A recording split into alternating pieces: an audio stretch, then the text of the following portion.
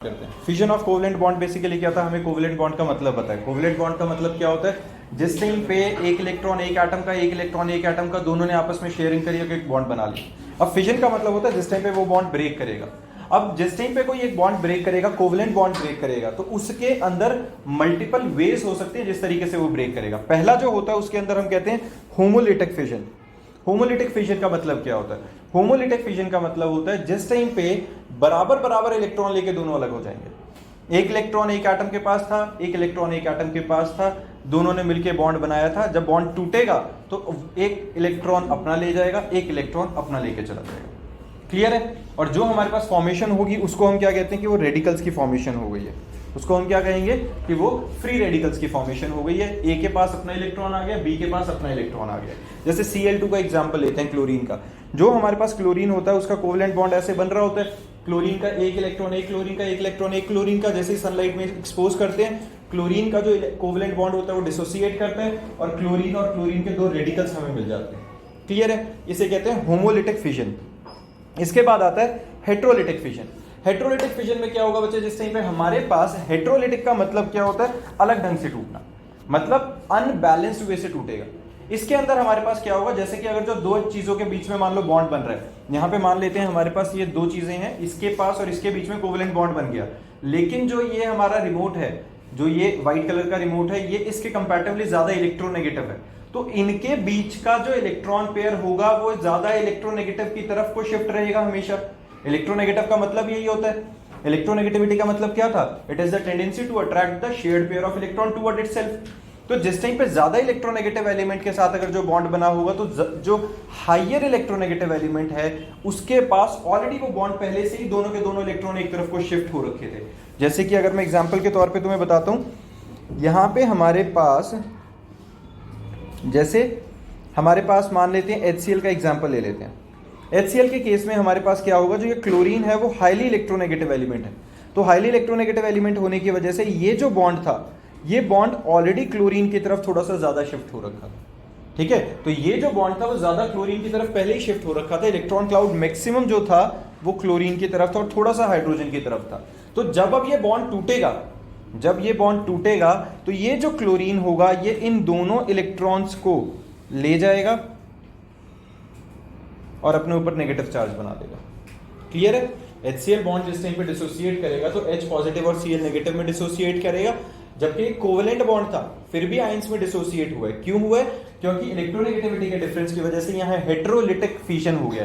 Heterolytic fission के अंदर क्या हुआ, दोनों इलेक्ट्रॉन्स एक ही एटम के पास चले गए, और वो कौन सा एटम होगा, जो ज्यादा इलेक्ट्रोनेगेटिव एलिमेंट था। क्लियर है? इसके बाद हमारे पास आता है जिस टाइम पे अब ये पॉजिटिव और नेगेटिव में डिसोसिएट हो गए हैं, तो पॉजिटिव और नेगेटिव में डिसोसिएट होने की वजह से हमारे पास कुछ बनता है, इनको कहते हैं इलेक्ट्रोफाइल एंड न्यूक्लियोफाइल। उन्हें हम क्या कहते हैं? Electrophile and nucleophile. इलेक्ट्रोफाइल और न्यूक्लियोफाइल का मतलब क्या होता है? देखो, जिस टाइम पे हमारा ज्यादा इलेक्ट्रोनेगेटिव एलिमेंट के हिसाब से ब्रेक करेगा, जिस टाइम पे हम हेट्रोलिटिक फिजन की बात कर रहे थे, हमने कहा एक पॉजिटिव में टूट गया है और एक नेगेटिव में टूट गया। एक के ऊपर पॉजिटिव आ गया, एक के ऊपर नेगेटिव आ गया। जो पॉजिटिव होगा वो होगा इलेक्ट्रोफाइल और जो नेगेटिव होगा वो क्या बनेगा, न्यूक्लियोफाइल। जो पॉजिटिव होगा वो बनेगा हमारे पास इलेक्ट्रोफाइल और जो नेगेटिव होगा वो बनेगा न्यूक्लियोफाइल। इलेक्ट्रोफाइल का मतलब क्या हुआ? इलेक्ट्रोफाइल का मतलब होता है बेटा something which is electron loving species, जो इलेक्ट्रॉन की तरफ अट्रैक्ट होगा। इलेक्ट्रॉन क्या होता है? Negatively charge.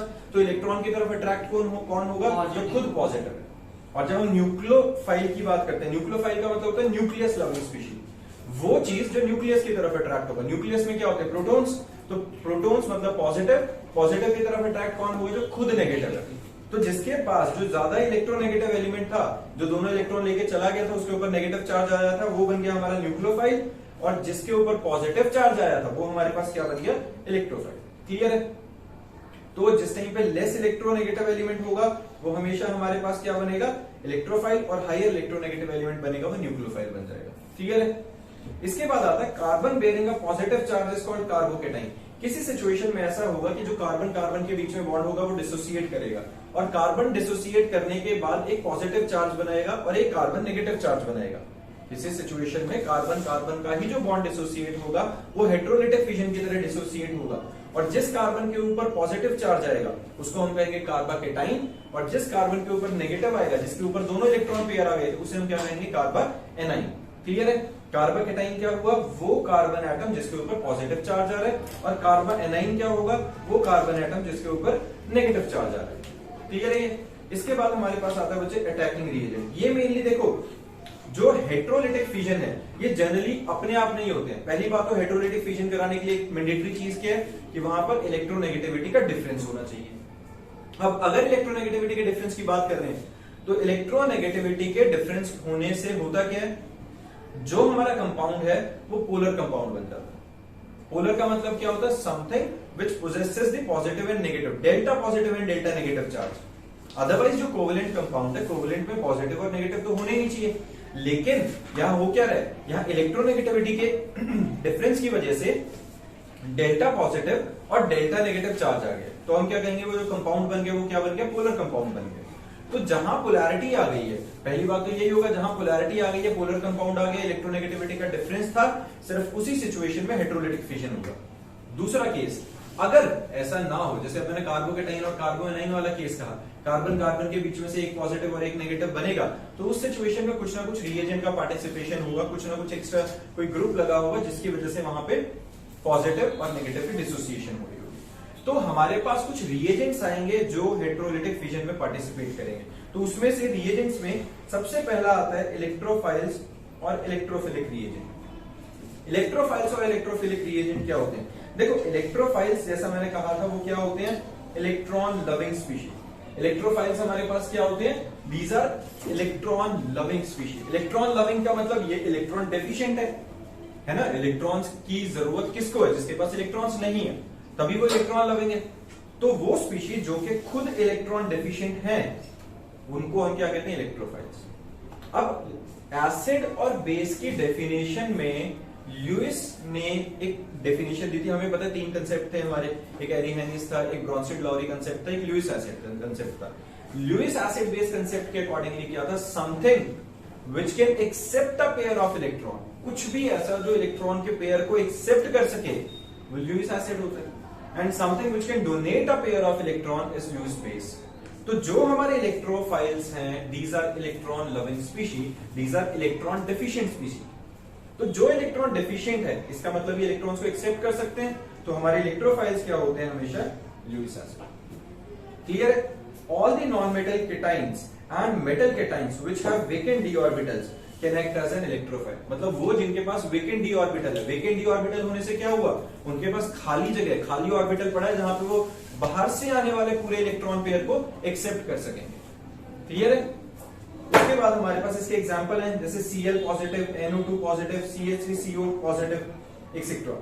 ल्यूइस एसिड में क्या आएगा बच्चा, जिसका इनकम्प्लीट ऑक्टेट है, जैसे BF3 ZnCl2 anhydrous, FeCl2 anhydrous, ये सारे के सारे हमारे पास क्या हो गए हैं, ये वाले भी, जिनके पास हमारे पास क्या रहेगा बच्चे, अपने पास ल्यूइस एसिड है जिसमें इनकम्प्लीट ऑक्टेट है। जिसका इनकम्प्लीट ऑक्टेट का मतलब क्या हुआ, उसके पास जगह है खाली, ऑक्टेट को कंप्लीट करने के लिए वो एक्स्ट्रा इलेक्ट्रॉन एक्सेप्ट कर सकेगा, तो something which can accept a pair of electron, वो भी हमारा इलेक्ट्रोफाइल बन गया। तो ये भी हमारे पास, जैसे यहाँ पे एग्जांपल के तौर पे BF3 है, BF3 पे किसी तरह का कोई चार्ज नहीं है, लेकिन इसका ऑक्टेट कंप्लीट नहीं है, ये एक्सेप्शन तरीके से स्टेबल हुआ था। तो ऑक्टेट कंप्लीट ना होने की वजह से इसके पास टेंडेंसी है कि इलेक्ट्रॉन पेयर को एक्सेप्ट कर सकेगा। तो जो इलेक्ट्रॉन पेयर को एक्सेप्ट कर सकेगा उसको हम क्या कहेंगे कि वो ल्यूइस एसिड की तरह बिहेव करेगा, और ल्यूइस एसिड का मतलब वो इलेक्ट्रोफाइल की तरह बिहेव कर सकता है। तीसरा पार्ट आता है non metallic oxides. Non metallic oxides क्या होती है हमारे, जैसे CO2 हो गया, SO2 हो गया, जो नॉन मेटल के साथ ऑक्सीजन जब भी रिएक्ट करता है, तो जब भी किसी नॉन मेटल के साथ ऑक्सीजन रिएक्ट करेगा उसे हम नॉन मेटालिक ऑक्साइड्स कहते हैं, और उस केस में भी ये इलेक्ट्रॉन पेयर को एक्सेप्ट कर सकते हैं। जब इलेक्ट्रॉन पेयर को एक्सेप्ट करेंगे तो they can behave as an attacking reagent like an electrophile. Clear है? फिर आते हैं न्यूक्लियोफाइल्स और न्यूक्लियोफिलिक रिएजेंट। न्यूक्लियोफाइल क्या होगा, न्यूक्लियस लविंग। न्यूक्लियस लविंग का मतलब जो पॉजिटिव की तरफ अट्रैक्ट होगा, वो पॉजिटिव की तरफ कौन होगा, जिसके पास इलेक्ट्रॉन्स एक्स्ट्रा होंगे, है ना। तो इसके ऊपर क्या होने चाहिए, something which are electron rich species, कुछ ऐसा जिसके पास ऑलरेडी इलेक्ट्रॉन्स बहुत ज्यादा है, तो उसको हम क्या कहेंगे, nucleophile. And these are something which can donate a pair of electron to the nucleus. These are something which can donate a pair of electrons to the Lewis acid. तो जो ल्यूइस एसिड को electron pair donate कर सकेगा वो खुद क्या होगा, Lewis base. Clear है? और these attack the electron deficient area. Electron deficient area कौन सा होगा? वो यूरिक एसिड। इलेक्ट्रॉन डेफिशिएंट है, वो क्या था? इलेक्ट्रॉन लविंग था। ये इलेक्ट्रॉन डोनेटिंग है, तो जाहिर सी बात है जाके बॉन्ड बनाएंगे। तो इनमें क्या होगा? All anions. एनाइंस क्या होते हैं? एनाइंस वो होते हैं जिसके ऊपर नेगेटिव चार्ज था। नेगेटिव चार्ज क्यों था? क्योंकि वो किसी और का भी इलेक्ट्रॉन अपने साथ लेके आ गए थे, तो इनके पास एक एक्स्ट्रा इलेक्ट्रॉन पेयर है, तो they can donate that pair to anything. अब हमारे पास क्या है? सुनो अच्छा, अब हमारे पास आ गया ऑल एनाइंस। एनाइंस में हमारे पास क्या रहेगा? जो कि हमारे पास एक जिसके पास इलेक्ट्रॉन पेयर एक्स्ट्रा था, तो वो डोनेट करेगा। जाहिर सी बात है जब डोनेट करेगा तो वो हमारे पास ऐसा लुईस बेस काम कर सकेगा। लुईस बेस क्या होते हैं बेटा? जिसके पास इलेक्ट्रॉन पेयर खाली पड़ा है, ऑलरेडी उनके पास इलेक्ट्रॉन पेयर खाली पड़े हुए। तो जिसके पास इलेक्ट्रॉन पेयर खाली पड़ा है वो तो डोनेट कर ही सकता है। तो जो डोनेट कर सकता है वो क्या बन गया? हमारा लुईस बेस बन गया, और एज एन अटैकिंग रीजन ये काम कर सकेंगे। फिर है बेंजीन, एल्कीन्स एक्सेट्रा। ये सारे भी क्या होते हैं? बेंजीन, इनके पास कहीं ना कहीं बहुत ज्यादा ना सही पर थोड़ी बहुत टेंडेंसी होती है, ये रेजोनेटिंग स्ट्रक्चर्स फॉलो कर लेते हैं, थोड़े बहुत इलेक्ट्रॉन पेयर को इधर उधर डाल के वापस में अपनी स्टेबिलिटी में ला सकते हैं। तो ये जो होगा ये भी कहीं ना कहीं हमारे पास इलेक्ट्रॉन पेयर को डोनेट करने की कैपेसिटी रखते होते हैं।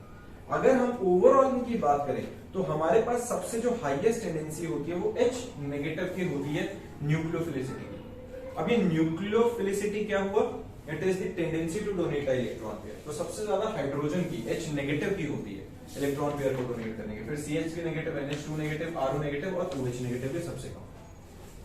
In case of some nucleophilic site, nucleophilicity parallels basicity. That is, the basicity increases, nucleophilicity also increases. सीधी सी बात है, न्यूक्लियोफिलिक रिएजेंट जितना ज्यादा स्ट्रॉन्ग होगा उतना बेसिक ज्यादा स्ट्रॉन्ग रहेगा, क्योंकि न्यूक्लियोफाइल क्या था? Nucleus loving. बेस क्या था? Electron donating. सेम ही बात है दोनों, ठीक है। चलो इसके बाद आता है बचा एम्फाइल्स। एम्फाइल्स क्या होंगे हमारे पास? एम्फाइल्स होंगे, these species have both electrophiles as well as nucleophiles. इनके अंदर दोनों है, इलेक्ट्रॉन लविंग भी और इलेक्ट्रॉन डोनेटिंग भी, या इलेक्ट्रॉन लविंग भी और न्यूक्लियस लविंग भी।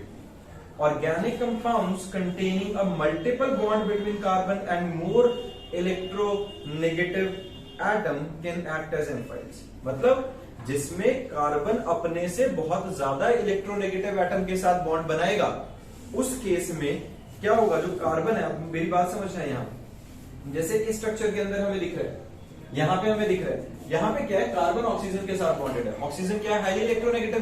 तो ऑक्सीजन इस बॉन्ड पेयर को अपनी तरफ अट्रैक्ट करेगा, वो इस डबल बॉन्ड को अपनी तरफ अट्रैक्ट करने की कोशिश करेगा। जब ये डबल बॉन्ड को अपनी तरफ अट्रैक्ट करेगा तो ऑक्सीजन पे क्या आएगा? डेल्टा नेगेटिव, और कार्बन पे क्या आ जाएगा? Delta positive. अब ऑक्सीजन के पास ऑलरेडी इलेक्ट्रॉन पेयर थे, ऊपर से उसने कार्बन का भी अट्रैक्ट कर लिया, तो ये क्या करेगा? ये इलेक्ट्रॉन पेयर डोनेट कर सकता है आसानी से किसी को भी, समझ रहे हो? इसके पास ऑलरेडी लोन पेयर थे, ऊपर से कार्बन वाला भी इलेक्ट्रॉन अपने तरफ खींच लिया, तो इसको अपने सारे इलेक्ट्रॉन्स को होल्ड करना मुश्किल हो गया, और इसके ऊपर नेगेटिव चार्ज आ गया, तो ये उस नेगेटिव चार्ज को न्यूट्रलाइज करने के लिए अपना इलेक्ट्रॉन पेयर किसी को डोनेट करेगा। इसका मतलब ये ऑक्सीजन की तरफ से एज एन न्यूक्लियोफाइल काम कर सकता है कि नहीं? कर सकता है ना? ऑक्सीजन की तरफ से ये एज एन न्यूक्लियोफाइल काम करेगा। और जो कार्बन है, कार्बन के ऊपर क्या है? कार्बन के ऊपर पॉजिटिव चार्ज है। जब कार्बन के ऊपर पॉजिटिव चार्ज है तो ये तो इलेक्ट्रॉन्स को एक्सेप्ट करेगा, अट्रैक्ट करेगा। तो something which can accept electron और attract electrons are known as electrophile. हाँ जी सर, वो जो ऑक्सीजन है उसके पास पहले आउटर शेल में 6 इलेक्ट्रॉन्स थे, ठीक है, उसने 2 अट्रैक्ट कर लिए, फिर लोन पे वो बैलेंस नहीं हो जाएगा सर उसका? कहां से बैलेंस हो बेटा? अट्रैक्ट नहीं करे, 2 इलेक्ट्रॉन्स इसके थे, 1 2 3 4 5 6, और ये 7 8 क्या है? ये इसके ही है। मतलब ये 2 इलेक्ट्रॉन्स जो हैं ये बेसिकली स्ट्रक्चर में गलत ढंग से बने हुए हैं, अदरवाइज 1 2 3 4 5 6 7 8 ये होने चाहिए थे। समझ रहे? वो बॉन्ड के अंदर दिखाया गलत ढंग से, यहाँ स्ट्रक्चर गलत बना हुआ है, अदरवाइज समझ में आई बात? तो तभी तो ये न्यूक्लियोफाइल की तरह, ठीक है। चलो इसके बाद हमारे पास आता है बच्चा रिएक्शन इंटरमीडिएट्स। रिएक्शन इंटरमीडिएट्स में क्या होगा? These are formed as intermediate during the course of reaction. These are short lived and highly reactive. भाई ऐसे रिएक्शन जो कि बहुत कम टाइम के लिए बनेंगे, इंटरमीडिएट होता ही ऐसा, रिएक्शन स्टार्ट होगा, इंटरमीडिएट बनेगा और फाइनल प्रोडक्ट बन जाएगा। इंटरमीडिएट बहुत छोटे टाइम के लिए बीच में रहेगा सर। तो ऐसे में फ्री रेडिकल्स हो गए, कार्बोकैटाइन हो गए, कार्बोएनाइंस हो गए, कार्बीन्स हो गए, नाइट्रीन्स हो गए, ये सारे के सारे मेनली इंटरमीडिएट्स होते हैं क्योंकि बहुत अनस्टेबल है। जब कार्बाकेटाइन बनेगा, कार्बानाइन बनेगा, ये बहुत ज्यादा अनस्टेबल है। अनस्टेबल है तो ये रह तो सकते नहीं है वहां पे उस फॉर्म में। तो रिएक्शन स्टार्ट हुआ, कार्बाकेटाइन कार्बानाइंस वगैरह की हमारे रेडिकल्स की फॉर्मेशन हुई, वापस से ये रिएक्ट करके कुछ और प्रोडक्ट की फॉर्मेशन में हमें मिल गए। ठीक है, तो बीच में इंटरमीडिएट्स की फॉर्म में मिलेंगे ये सब। अब जैसे फ्री रेडिकल का एग्जांपल देखें, फ्री रेडिकल में क्या होता है, हमने जैसे बात करी थी, these are product of homolysis, है ना। होमोलिसिस में क्या था, दोनों को एक एक इलेक्ट्रॉन मिल रहा था। And contains odd electrons, and contain odd electrons. ध्यान रखना इनके ऊपर पेयर ऑफ इलेक्ट्रॉन नहीं है, एक होगा, 3 होंगे, 5 होंगे, मेनली हम एक के हिसाब से चलते हैं अभी। तो जो ऑड इलेक्ट्रॉन्स है, these are highly reactive planar species with sp2 hybridisation. These are highly reactive planar species with sp2 hybridisation. जैसा कि यहां देखो, इसके अंदर क्या है हमारे पास, C6H53, C6H53, और ये कार्बन के साथ बॉन्डेड, और इसके ऊपर क्या लगा हुआ है, एक रेडिकल है C6H52, और इसके साथ एक रेडिकल है C6H5, कार्बन के ऊपर एक रेडिकल है। तो ये सारे के सारे एज ए रेडिकल काम करेंगे, एज ए फ्री रेडिकल रहेंगे, बहुत ज्यादा रिएक्टिव रहेंगे, और इंटरमीडिएट की तरह हमें रिएक्शन के बीच में मिलेंगे। क्लियर है। यहां पे जब हम इनका रिएक्टिविटी ऑर्डर, मतलब एक तरह से रिएक्टिविटी ऑर्डर कैसे चेक कर रहे हैं, हमने जब देखा सबसे ज्यादा रिएक्टिव कौन सा है, ये वाला। जब कार्बन के साथ C6H5 लगा हुआ है यहां पे, C6H5 लगा हुआ है यहां पे, और C6H5 लगा हुआ है यहां पे, और इसके ऊपर एक क्या है, रेडिकल। तो ये सबसे ज्यादा रिएक्टिव है, मतलब सबसे ज्यादा स्टेबल है, सबसे लीस्ट रिएक्टिव है। जितने ज्यादा हमारे पास C6H5 लगे हुए हैं, उतना ज्यादा ये स्टेबल, मैक्सिमम स्टेबिलिटी होती है इसकी। अब अगर मैं यहां पे इसको एक काम करता हूं, इसकी डिग्री चेंज कर देते हैं, यहां हटा के इसके पास हाइड्रोजन लगा देता हूं। अब जैसे ही मैंने यहां पे इसके पास हाइड्रोजन लगाया, तो इसकी स्टेबिलिटी कंपैरेटिवली थोड़ी सी कम हो गई, स्टेबिलिटी कम होगी। और अगर मैं इसके पास एक काम करता हूं, एक और जगह पे हाइड्रोजन लगा देता हूं, तो और ज्यादा स्टेबिलिटी कम हो गई है। और जैसे ही मैंने इस तरीके से किया, तो इसकी स्टेबिलिटी बिल्कुल ही कम हो गई, और ये हाईली रिएक्टिव हो गया। एक तरह से अब तो ये एल्काइल ग्रुप बन गया, जो रेडिकल के साथ सीधा सीधा मिथाइल ग्रुप है। और अगर कुछ ऐसा हो, जैसे अब यहां देखो, यहां जो रेडिकल है, ये कार्बन कार्बन के डबल बॉन्ड के साथ वाले कार्बन के ऊपर है। कार्बन कार्बन के बीच में जो डबल बॉन्ड है, उसके साथ वाले कार्बन के ऊपर रेडिकल लगा हुआ है, और उसकी स्टेबिलिटी फिर ज्यादा रहेगी। 3 डिग्री की फिर स्टेबिलिटी सबसे ज्यादा रहती है, फिर 2 डिग्री की रहती है, फिर 1 डिग्री की, और सबसे लीस्ट रिएक्टिव होता है जब कार्बन और कार्बन के बीच में डबल बॉन्ड हो, इधर और इधर हाइड्रोजन है हमारे, और यहाँ पे एक हाइड्रोजन है, और इसके ऊपर हमारा रेडिकल लगा हुआ है। तो सबसे लीस्ट स्टेबल है, हाईली रिएक्टिव होता है, सबसे ज्यादा रिएक्टिव। क्लियर है।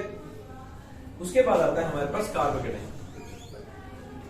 कार्बाकेटाइन्स, अब हमारे पास आता है कार्बाकेटाइन्स में क्या होगा, these are the product of heterolysis and contains carbon bearing positive charge. Carbocation का मतलब ये था, जब कार्बन के ऊपर पॉजिटिव आएगा, these are electron deficient species. Electron deficient क्यों, क्योंकि पॉजिटिव चार्ज है, इनके पास से इलेक्ट्रॉन जा चुका है, और ये इलेक्ट्रॉन को अपनी तरफ अट्रैक्ट करेंगे। Carbocation contains 6 electron in the valence shell. जैसे these are also planar chemical species, sp2 hybridised होंगे with an empty p orbital. इनके पास क्या होगा, एम्प्टी p ऑर्बिटल होगा, क्योंकि p ऑर्बिटल एम्प्टी है, उसी में इलेक्ट्रॉन्स को एक्सेप्ट कर पाएंगे। क्लियर है।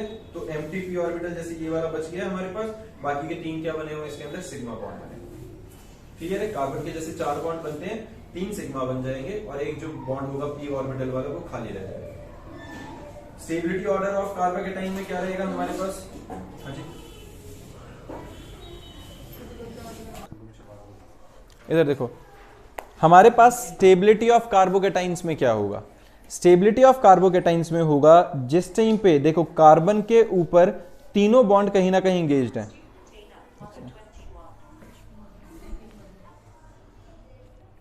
हेलो, तो स्टेबिलिटी ऑफ कार्बोकेटाइन में क्या होगा, देखो जिस टाइम पे हमारे पास कार्बन पे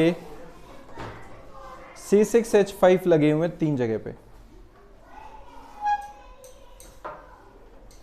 और यहां पे पॉजिटिव चार्ज है, तो ये सबसे ज्यादा स्टेबल है। सेम रेडिकल की तरह हो गया, है ना। तो इसकी स्टेबिलिटी क्या हो जाती है, सबसे ज्यादा हो जाती है। जिस टाइम पे हमारे पास C6H5, ये क्या है, एक तरह से बेंजाइल ग्रुप है ना।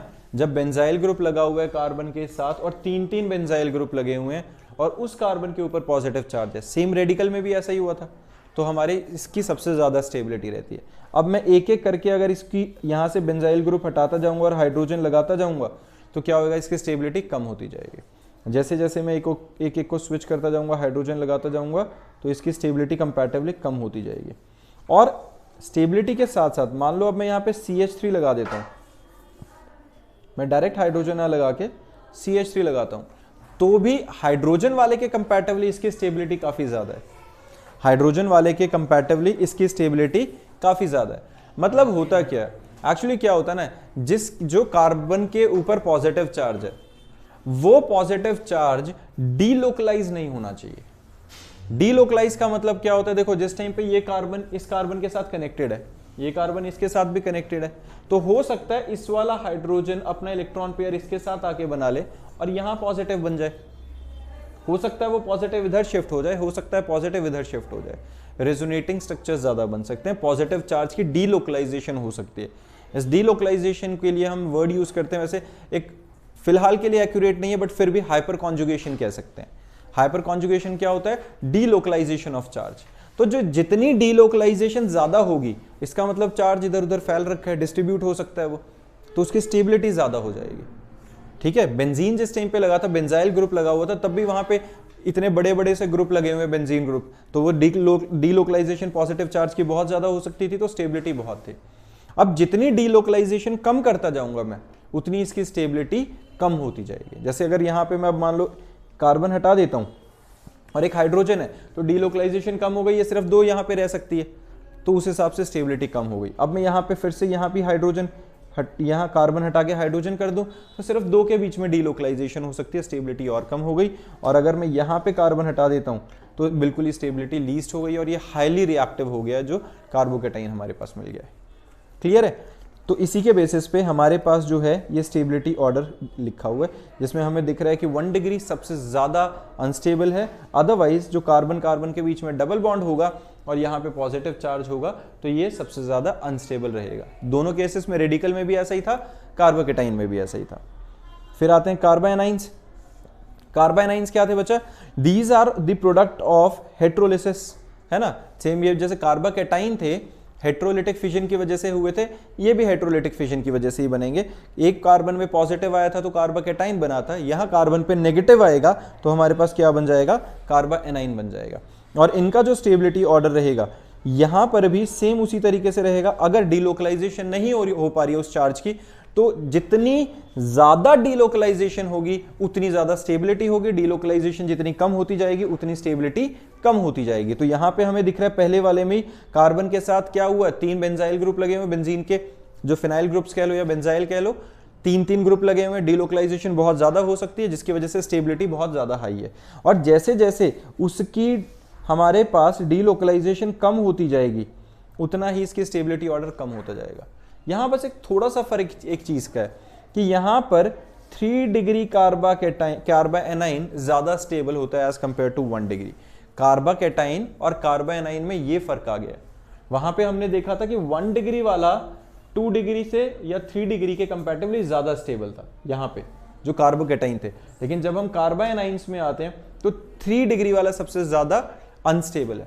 वहां पे क्या देखा था, 1 डिग्री वाला सबसे अनस्टेबल था कंपैरेटिवली डिग्रीज में, या 3 डिग्री वाला सबसे कम अनस्टेबल, मतलब सबसे ज्यादा अनस्टेबल है, सबसे कम स्टेबल है। बात समझ रहे हो ये वाली? क्लियर समझ में आ रहा है?